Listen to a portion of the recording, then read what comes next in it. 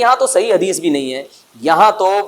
ایک ضعیف روایت ہے اور ضعیف اقوال ہیں، آپ اس کو کیسے قرآن کے مقابلے میں لا سکتے ہیں؟ تو جو بالکل بے غبار بات ہے وہ یہی ہے کہ اللہ تعالیٰ نے قرآن مجید کو لیلۃ القدر میں نازل کیا، جو رمضان کے آخری عشرے میں ہوتی ہے، اور اسی لیلۃ القدر میں فیصلے بھی ہوتے ہیں۔ اور بعض لوگ کہتے ہیں اس میں حرج کیا ہے کہ ہم 15 شعبان کو بھی فرض کر لیں، اس میں قرآن نازل ہوا اور لیلۃ القدر میں بھی، بھائی اس سے لیلۃ القدر کی ویلیو کم ہوتی ہے۔ اللہ تو لیلۃ القدر کی ویلیو بڑھا رہے ہیں کہ یہ ایسی رات ہے جس میں 1 سال کے فیصلے بھی کر دیے جاتے ہیں، اور اس میں قرآن مجید کا نزول بھی شروع ہوا۔ تو جس رات کو اللہ نے جو پروٹوکول دیا ہے وہی پروٹوکول اس کو دینا چاہیے، آپ اس کو کسی اور رات کو نہ دیں وہ پروٹوکول۔ تو یہ تیسرا مسئلہ ہوا۔ پہلا مسئلہ حلوے مانڈے کا اور نہانے دھونے کا، وہ بھی غلط ہے۔ دوسرا مسئلہ قبرستان جانے کا، وہ بھی ٹھیک نہیں ہے۔ تیسرا مسئلہ کہ اس رات میں قرآن نازل ہوا اور فیصلے ہوتے ہیں، یہ تیسری بات بھی غلط ہے۔ نہ تو اس رات میں قرآن نازل ہوا اور نہ اس رات میں فیصلے ہوتے ہیں۔ چوتھی چیز کہ کیا اس رات میں عبادت کی کوئی فضیلت ہے سرے سے یا نہیں ہے، یہ ایک علمی مسئلہ ہے۔ تو اس بارے میں خوب اچھی طرح سمجھ لیں کہ اس بارے میں جتنی بھی احادیث ہیں جو اس رات کی فضیلت کے بارے میں ہے کہ بنو کلب کی بکریوں کے برابر مغفرت ہوتی ہے اور بکریوں کے بالوں کے برابر، اور یا جو بھی اس بارے میں روایات ہیں کہ سب کی بخشش ہو جاتی ہے سوائے اس شخص کے جو کسی کے دل میں کینہ رکھتا ہے، تو یہ جتنی اس رات کی فضیلت میں احادیث ہیں، تو ایک بات تو خوب اچھی طرح سمجھ لیں، اس پر تمام محدثین کا، جہاں تک میں نے دیکھا ہے، تمام محدثین کا اتفاق ہے کہ اس کی فضیلت میں صحیح حدیث ایک بھی نہیں ہے۔ اس رات کی فضیلت میں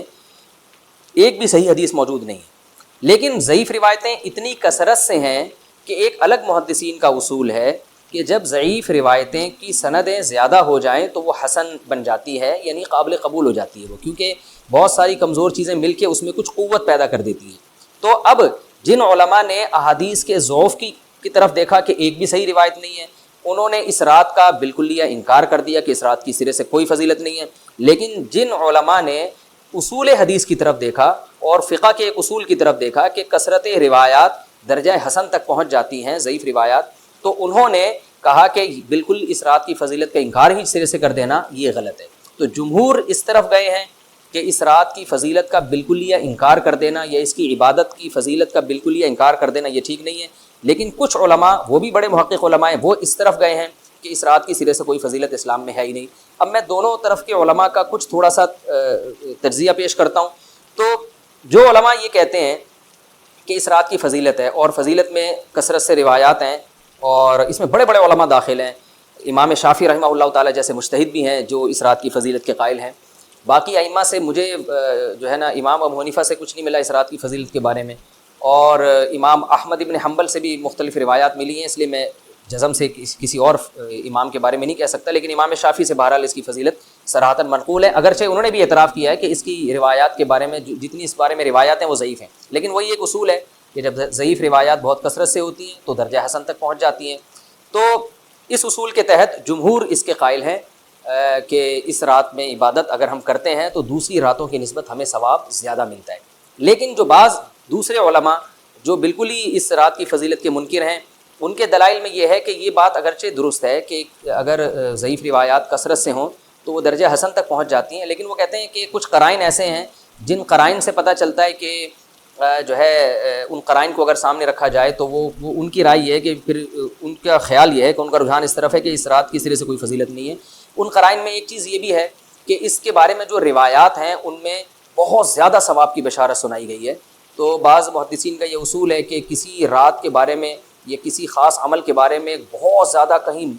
غلو ہوتا ہے یا مبالغہ ہوتا ہے، غلو تو نہیں کہہ سکتے، تو یہ خود ایک اس طرف اشارہ ہوتا ہے کہ یہ ایک ضعف ہے، اگرچہ یہ کوئی اتنی مضبوط بات نہیں ہے، لیکن بہرحال جو علماء اس کی فضیلت کے بالکل منکر ہیں ان کی ایک دلیل میں آپ کے سامنے پیش کر رہا ہوں۔ دوسری بات یہ ہے کہ جو علماء اس کی فضیلت کے بالکل بھی قائل نہیں ہیں، ان کی ایک بڑی دلیل یہ بھی ہے،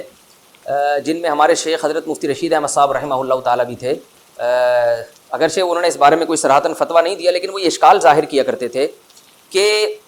شریعت میں جب بھی کسی وقت کی یا کسی خاص رات کی کوئی فضیلت آتی ہے تو اللہ تعالیٰ اس کو جو ہے وہ اس کا صحیح ٹائم نہیں بتاتے، بلکہ اس میں اختلاف ڈال دیتے ہیں۔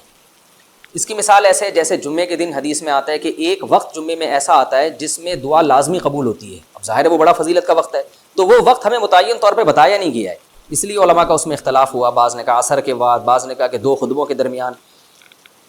لیلۃ القدر کو دیکھ لیں، لیلۃ القدر کی فضیلت میں قرآن بھی ہے، بہت ساری احادیث ہیں، لیکن لیلۃ القدر کی رات ہے کون سی یہ اللہ نے اس میں ابہام ڈال دیا. طاق راتوں میں 21 بھی ہو سکتی ہے، 23 بھی ہو سکتی ہے، بعض بلکہ حدیث سے 22ویں رات کا بھی ہونا ثابت ہے، زیادہ امکان 27ویں رات کا ہوتا ہے، تو وہ متعین نہیں ہے. تو جو علماء کہتے ہیں اس کی سرے سے کوئی فضیلت ہی نہیں ہے، ان کا رجحان وہ ان کی ایک یوں سمجھیں کہ دلیل تو نہیں لیکن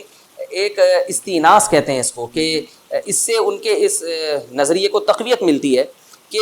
اگر یہ اس کی اتنی زیادہ فضیلت ہے تو اس کی تعیین میں اختلاف بالکل بھی نہیں ہے. تو یہ وہ کہتے ہیں کہ یہ مزاج شریعت کے خلاف ہے. اور تعیین میں اختلاف ہوتا کیوں ہے؟ علماء نے بیان کیا اگر لیلۃ القدر کو متعین طور پہ بیان کر دیا جاتا ہے نا کہ یہی لیلۃ القدر ہے، تو بہت ساری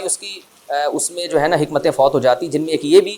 کہ اس رات میں جہاں عبادت کا ثواب بہت ہے، گناہ کا عذاب بھی بہت ہے. پھر اگر اس رات میں کوئی گناہ کرتا تو وہ اللہ کے عذاب سے نہ بچ پاتا، کیونکہ وہ اللہ متعین کر دیا کہ یہ لیلۃ القدر ہے، تو کیسے تم اس میں گناہ کر رہے ہو. اب معاملہ اللہ نے مبہم رکھ دیا کہ بھائی یہ بھی ہو سکتی ہے تو اگلے دن بھی ہو سکتی ہے. اور ایک فائدہ یہ بھی اس میں رکھا متعین نہ کرنے میں کہ لیلۃ القدر انہی کو ملے جو تلاش کریں، جو پورا عشرہ جاگیں گے ان کو لیلۃ القدر ملے گی. اگر اللہ اسپیسیفک دن بتا دیتا کہ 21ویں ہے، 23ویں ہے یا 25ویں ہے یا 22ویں ہے، تو بہت سارے لوگوں کو لیلۃ القدر مل جاتی. تو اللہ نے جو مبہم رکھا ہے نا، تو ایک رات کی فضیلت اللہ نے بڑھا دی مگر اس کی تعیین میں ابہام پیدا کر دیا تاکہ جو پورا عشرہ جاگے گا اسی کو لیلۃ القدر ملے گی، اس کے علاوہ ہر آدمی کو نہ ملے. وہ ایک اللہ کی ایک حکمت ہو سکتی ہے اس میں. تو یہ 2 حکمتیں ہیں کہ اس میں گناہ اگر کوئی کرے تو اس پر عذاب نہ آ جائے، کیونکہ اگر متعین کر دیا جائے گا تو پھر گناہ کیسے تم کر رہے ہو اس رات میں. تو اللہ نے اس میں بھی ابہام پیدا کر دیا. جو گناہ کرنے والا ہے اگرچہ وہ بڑا گناہ گار ہے اس رات میں، چاہے وہ رمضان کا آخری عشرے میں کسی رات میں بھی گناہ کرتا ہے، لیکن کم از کم اتنا عذر تو ہے کہ اس کو کیا پتا تھا کہ یہ آج لیلۃ القدر ہوگی. تو جو 15 شعبان کی رات ہے اس کی بہت زیادہ فضیلت ہے. تو پھر یہ رات کو متعین کیوں کر دیا گیا؟ یہ ان علماء کی دلیل میں بیان کر رہا ہوں جو اس کی فضیلت کے بالکل بھی قائل نہیں ہیں. لیکن بہرحال حقیقت یہ ہے کہ جمہور علماء اس کی فضیلت کے قائل ہیں، کیونکہ یہ جو میں نے دلائل دیے وہ علماء جو اس کی فضیلت کے سرے سے منکر ہیں ان کے یہ دلائل کو ہم دلیل نہیں کہیں گے بلکہ استیناس کہیں گے. کہ استیناس کہتے ہیں کہ ایک چیز استدلال نہیں ہے بلکہ ان اپنے نظریے کی تقویت کے طور پر ایک چیز کو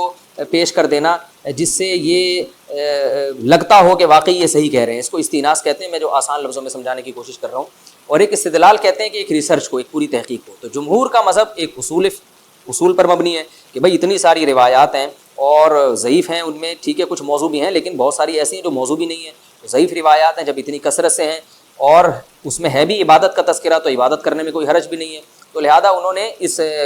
کو جو ہے نا اس کو دلیل بنایا ہے اور اصول کے لحاظ سے یہ بات درست ہے. تو اس اصول کو اگر کوئی فالو کرنا چاہے تو اس رات کی عبادت اس کے لیے بالکل ٹھیک ہے اور اللہ کی رحمت سے امید ہے کہ اس میں اس کو ثواب زیادہ ملے گا. تو جمہور ایک طرف ہیں اور بعض علماء دوسری طرف ہیں. تو یہ میں نے صرف اس لیے بیان کر دیا کہ اس رات کی فضیلت میں اتفاق نہیں ہے بلکہ مختلف فی ہے، مجتہد فی ہے، اختلاف رائے اس میں ہو سکتا ہے. تو اگر کوئی عالم اس رات کی فضیلت کا بالکل ہی انکار کرے اور ان علماء کا بھی احترام کرے جو اس رات کی فضیلت کے قائل ہیں تو پھر اس عالم پر رد کرنے کا حق نہیں ہے.